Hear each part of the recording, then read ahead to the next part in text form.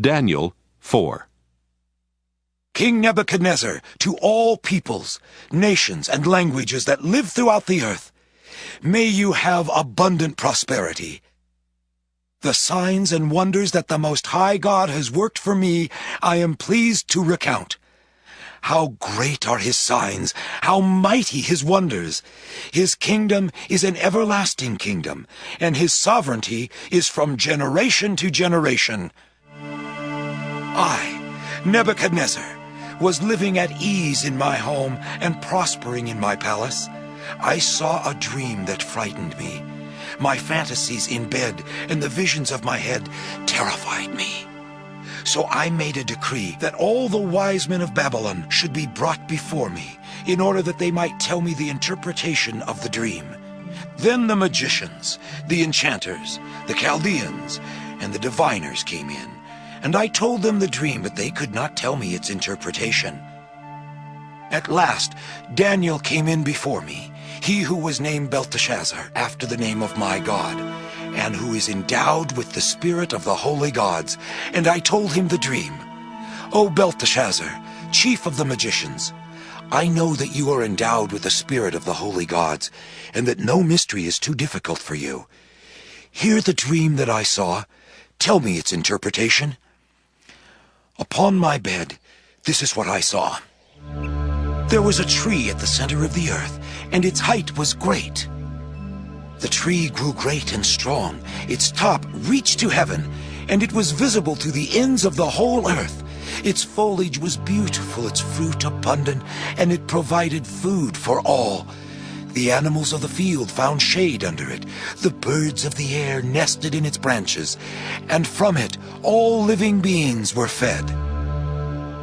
I continued looking in the visions of my head as I lay in bed, and there was a holy watcher coming down from heaven.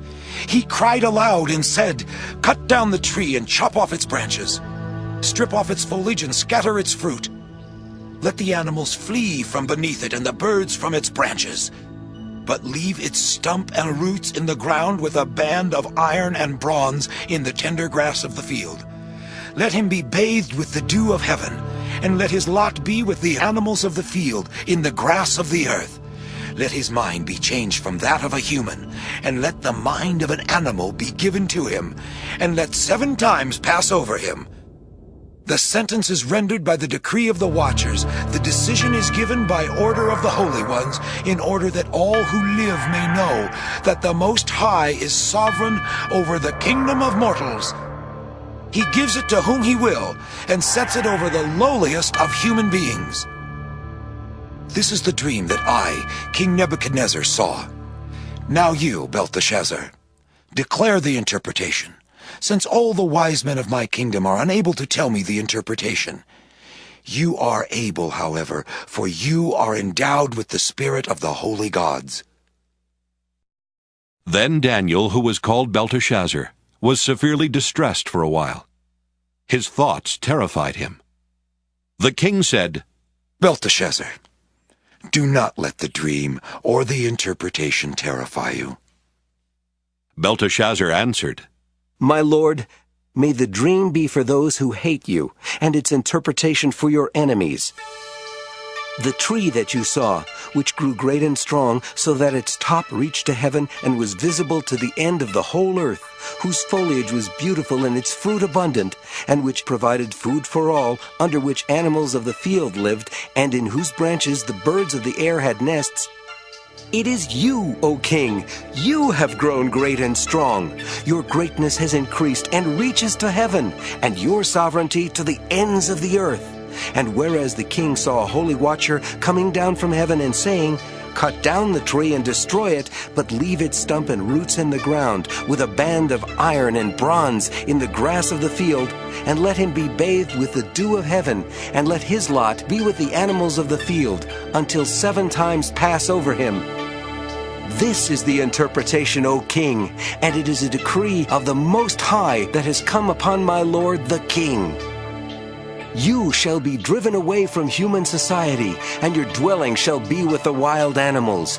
You shall be made to eat grass like oxen. You shall be bathed with the dew of heaven, and 7 times shall pass over you, until you have learned that the Most High has sovereignty over the kingdom of mortals, and gives it to whom he will.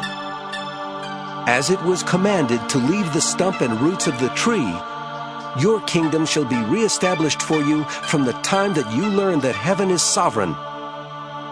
Therefore, O king, may my counsel be acceptable to you.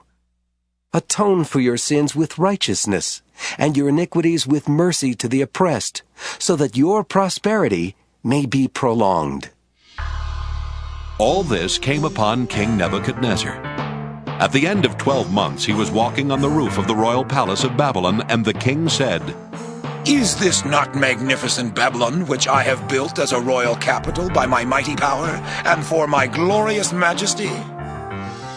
While the words were still in the king's mouth, a voice came from heaven.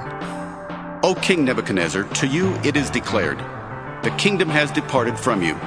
You shall be driven away from human society, and your dwelling shall be with the animals of the field. You shall be made to eat grass like oxen, and 7 times shall pass over you, until you have learned that the Most High has sovereignty over the kingdom of mortals, and gives it to whom he will. Immediately the sentence was fulfilled against Nebuchadnezzar. He was driven away from human society, ate grass like oxen, and his body was bathed with the dew of heaven, until his hair grew as long as eagle's feathers, and his nails became like birds' claws.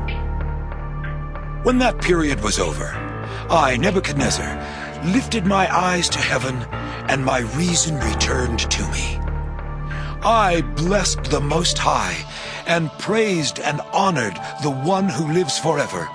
For his sovereignty is an everlasting sovereignty, and his kingdom endures from generation to generation. All the inhabitants of the earth are accounted as nothing, and he does what he wills with the host of heaven and the inhabitants of the earth. There is no one who can stay his hand or say to him, What are you doing? At that time, my reason returned to me, and my majesty and splendor were restored to me for the glory of my kingdom. My counselors and my lords sought me out. I was reestablished over my kingdom, and still more greatness was added to me. Now I, Nebuchadnezzar, praise and extol and honor the King of heaven. For all his works are truth, and his ways are justice, and he is able to bring low those who walk in pride.